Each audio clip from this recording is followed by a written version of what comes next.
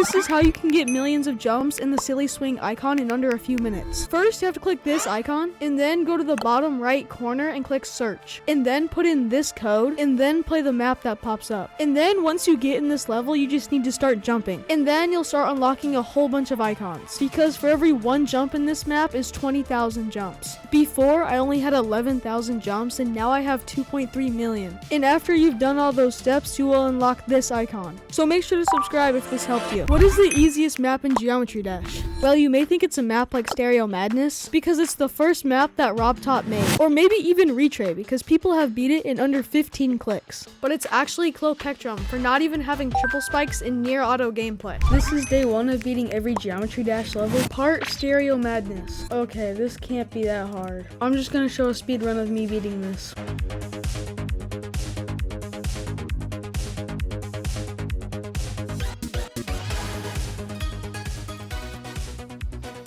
Okay, that was easy. It only took me 2 attempts and 119 jumps. So make sure to come back for part 2. And anyways, subscribe. What is the hardest map in Geometry Dash? Well, you may think it's a map like Dash, because that's the last map on the basic list. Or maybe even Space 2, because it's so hard there's very few people that have ever beaten it. But you would be very wrong, because it's actually Formosa. It features multiple frame-perfect jumps. It requires a very high FPS to even play it. Anyways, subscribe if you don't think you can beat it. Which level can you hold jump the longest for out of the main RobTop maps? Well, I spent hours spam jumping to find out, going into every single map and just holding down jump. And now I finally have an answer, and it is Time Machine. And this is how far you can get just spamming jump.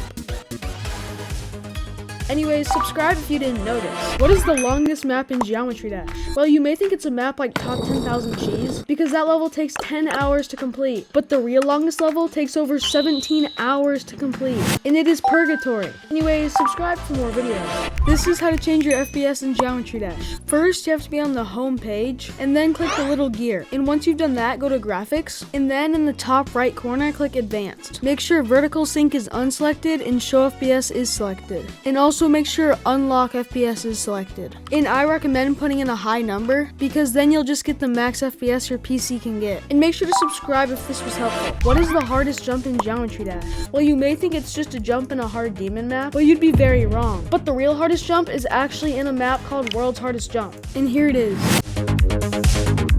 And it only took me 8 attempts.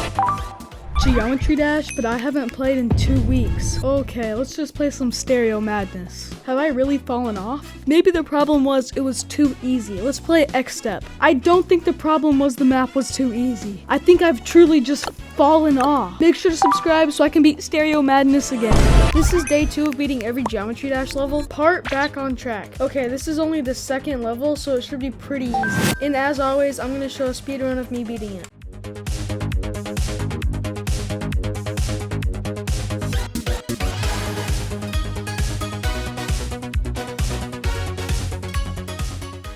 Yes.